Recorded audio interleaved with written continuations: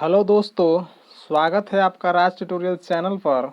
चलिए आज हम लोग इतिहास के 15वां टॉपिक मौर्य साम्राज्य के बारे में पढ़ेंगे। तो चलिए बिना देर किए हुए मौर्य साम्राज्य के बारे में अध्ययन करते हैं। 15वां टॉपिक कौन सा है? मौर्य साम्राज्य। मौर्य साम्राज्य का संस्थापक चंद्रगुप्त मौर्य का जन्म 345 ईस्वी पूर्व में हुआ था। मौर्य साम्राज्य का जो संस्थापक था कौन था? चंद्रगुप्त मौर्य था। इनका जन्म कब हुआ? तो 345 ईस्वी पूर्व में हुआ था। जस्टिन ने चंद्रगुप्त मौर्य को सेंड्रोकोटस कहा है, जिसकी पहचान विलियम जोन्स ने चंद्रगुप्त मौर्य से की है। जस्टिन ने चंद्रगुप्त मौर्य को क्या कहा? सेंड्रोकोटस कहा। क्या कहा? सेंट्रोकोटस कहा, जिसकी पहचान विलियम जोन्स ने चंद्रगुप्त मौर्य से की है। विशाखकृत मुद्रा राक्षस में चंद्रगुप्त मौर्य के लिए ब्रिसल आशय निम्न कुल से उत्पन्न शब्द का प्रयोग किया गया है। विशाख दत्त बहुत ही ये जो है परीक्षा की दृष्टि से इम्पोर्टेंट है। मुद्रा राक्षस जो है किसके द्वारा लिखा हुआ है? तो विशाख दत्त द्वारा लिखा हुआ है। कभी कभी परीक्षा में पूछ देता है, ठीक ना, कि विशाख दत्त द्वारा लिखित पुस्तक का नाम क्या है? तो मुद्रा राक्षस। तो मुद्रा राक्षस में चंद्रगुप्त मौर्य के लिए ब्रिसल कहा गया है। ब्रिसल क्या है? ब्रिसल मीन्स की जो निम्न कुल में यानी निम्न जात में जो उत्पन्न होगा उसको क्या कहा जाएगा? ब्रिसल कहा जाएगा। ब्रिसल।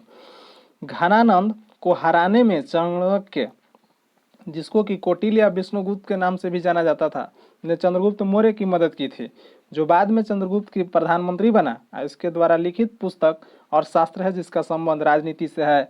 यानी कि घनानंद को हराने में चंद्रगुप्त मौर्य की सहायता किसने किया? चाणक्य ने किया। चाणक्य कौन था? उसी का चाणक्य का ही नाम था कौटिल्य या विष्णुगुप्त, ठीक ना, जो बाद में चंद्रगुप्त का क्या बना? प्रधानमंत्री बना। और उन्होंने एक पुस्तक लिखा और शास्त्र लिखा, पुस्तक और शास्त्र लिखा, जिसका संबंध किससे है? राजनीति से है। ठीक, आगे चढ़िए। चंद्रगुप्त मगध की राजगद्दी पर 322 ईस्वी पूर्व में बैठा। चंद्रगुप्त जो है अपने मगध की राजधानी राजगद्दी पर कब बैठा? तो 322 ईस्वी पूर्व में बैठा। चंद्रगुप्त जैन धर्म का अनुयायी था। चंद्रगुप्त क्या कौन सा धर्म मानता था? जैन धर्म मानता था। चंद्रगुप्त ने अपना अंतिम समय कर्नाटक के सोमबेलगोला नामक स्थान में बिताया। चंद्रगुप्त ने 305 ईस्वी में पूर्व में सेल्यूकस निकेटर को हराया। चंद्रगुप्त जो है अंतिम समय, जीवन का अंतिम समय कहाँ बिताया? तो कर्नाटक के श्रवणबेलगोला नामक स्थान में बिताया। और 305 ईस्वी में, ठीक ना, पूर्व में सेल्यूकस निकेटर को हराया। किसको हराया? तो सेल्यूकस निकेटर को हराया। सेल्यूकस निकेटर ने अपनी पुत्री कार्लेनिया की शादी चंद्रगुप्त मौर्य के साथ कर दी और युद्ध की संधि शर्तों के अनुसार 4 प्रांत काबुल, कंधार, हेरात और मैक्रान चंद्रगुप्त को दिए। देखो युद्ध हुआ किसके किसके बीच? सेल्यूकस निकेटर और चंद्रगुप्त के बीच, जिसमें सेल्यूकस निकेटर हार गया तो अपने बेटी का बियाह, कार्नेलिया का बियाह किससे से कर दिया? चंद्रगुप्त मौर्य से कर दिया। बियाह तो करबो किया और संधि शर्तों के अनुसार 4 गो प्रांत दिया। कौन कौन सा? काबुल दिया, कंधार दिया, हेरात दिया और मकरान दिया, ठीक ना। तो पहले यही होता था, जिस राजा हार जाता था उसको अपने लड़के से विवाह कर देता था और संधि शर्तों के अनुसार कुछ देना पड़ता था। तो चंद्रगुप्त भी जब जीत गया तो सेल्यूकस निकेटर ने अपनी पुत्री कार्लेनिया का विवाह सेल्यूकस निकेटर से चंद्रगुप्त मौर्य से कर दिया और संधि शर्तों के अनुसार 4 प्रांत, जिसमें काबुल, कंधार, हेरात और मकरान को चंद्रगुप्त को दे दिए। चलिए आगे बढ़ते हैं दोस्तों। यदि वीडियो ये आपको अच्छा लगता है, ठीक ना, अच्छा लगता है तो आप वीडियो को लाइक कीजिए, सब्सक्राइब कीजिए, ठीक ना, और दूसरे दोस्तों में शेयर कीजिए। बहुत से वीडियो अपलोड हो चुका है, ठीक ना।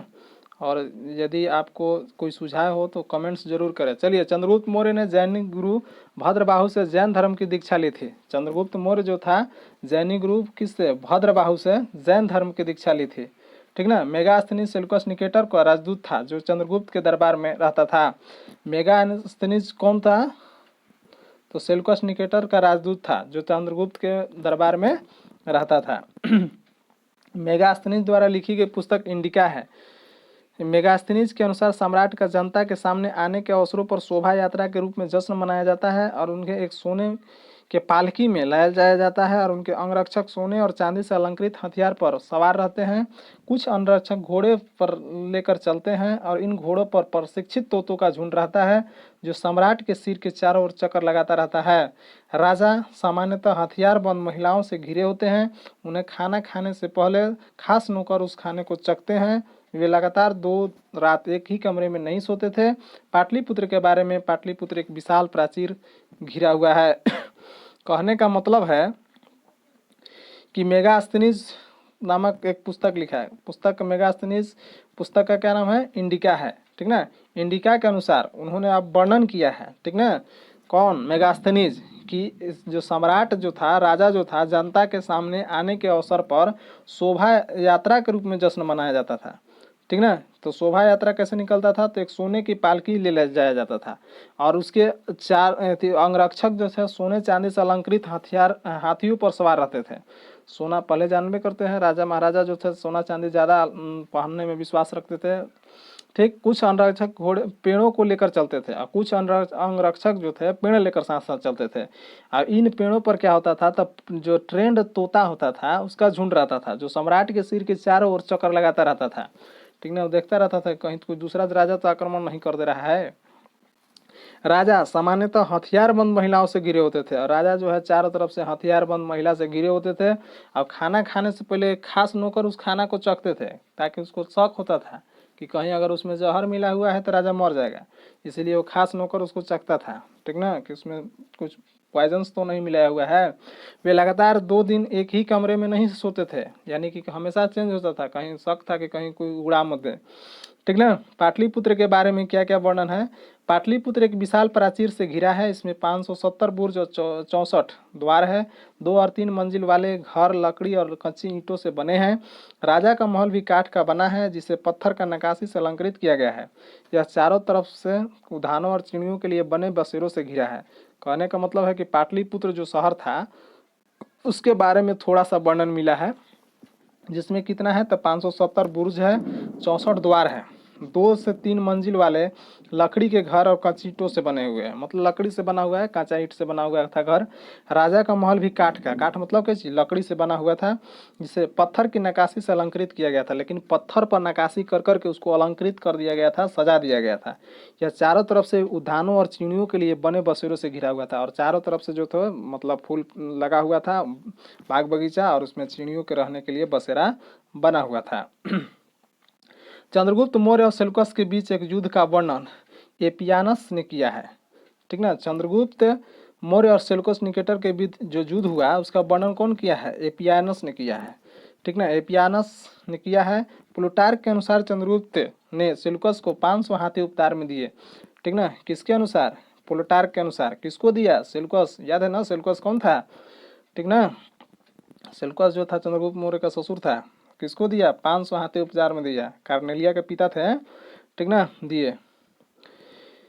चंद्रगुप्त मौर्य की मृत्यु 298 ईसा पूर्व में स्वर्ण बेलगोला में उपवास द्वारा हो गई। चंद्रगुप्त जो था उपवास किया हुआ था, जिसके कारण वो मर गया। कब मर गया? तो 298 ईसा पूर्व में मर गया। कहाँ मर गया? तो स्वर्ण बेलगोला में, ठीक ना। कहाँ है? कर्नाटक में है, ठीक। चलिए अब आगे हम लोग बिंदुसार के बारे में अध्ययन करते हैं, ठीक ना।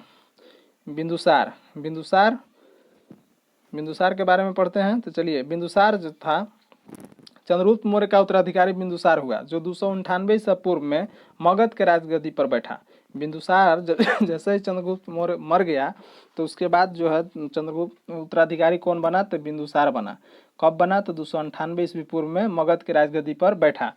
अमित्रघात के नाम से बिंदुसार को जाना जाता है। अमित्रघात मतलब मित्र को घात पहुंचाने वाला नहीं। अमित्रघात का मतलब क्या है? शत्रु विनाशक, ठीक ना।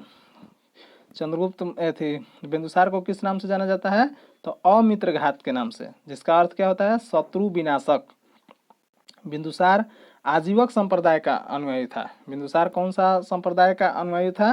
तो आजीवक, ठीक ना, आजीवक संप्रदाय का अनुयायी था।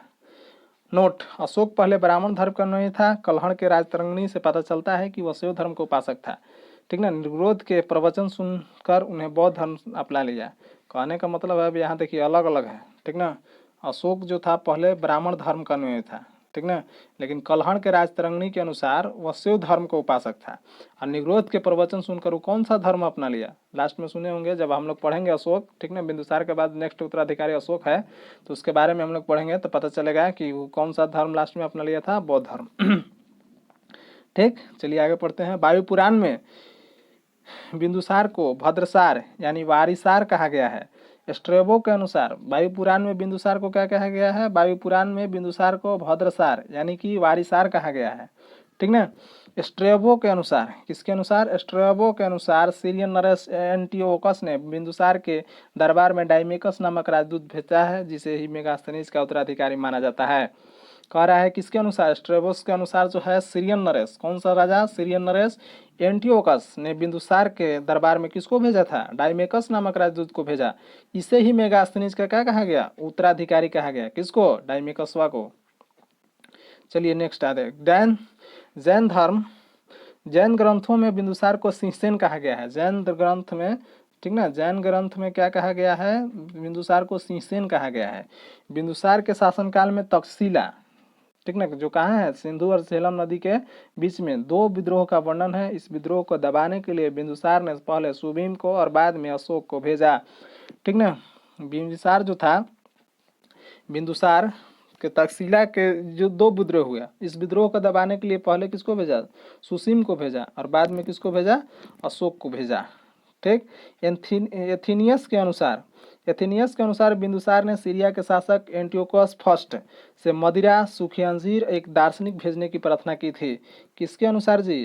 तो एथेनियस के अनुसार, ठीक ना। बिंदुसार केकरा से प्रार्थना किया था? सीरिया के शासक एंटियोकस फर्स्ट, ठीक ना, एंटियोकस फर्स्ट यानी प्रथम से काची काची किया था? तो मदिरा चाहिए था, सूखी अंजीर चाहिए था, एक दार्शनिक, ठीक ना। मदिरा मतलब वही दारू, और सूखी अंजीर और एक दार्शनिक भेजने की प्रार्थना की थी।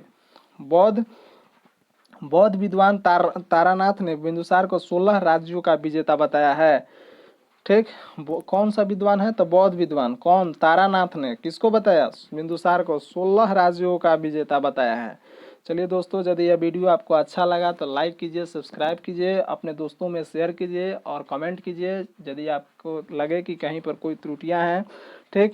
आगे हम लोग नेक्स्ट टॉपिक जो है इसी का जो कुछ अंश रह गया है, अशोक, सम्राट अशोक के बारे में पढ़ेंगे, ठीक ना, जो कि नेक्स्ट वीडियो में हम लोग पढ़ेंगे। तब तक के लिए नमस्कार, जय हिंद दोस्तों।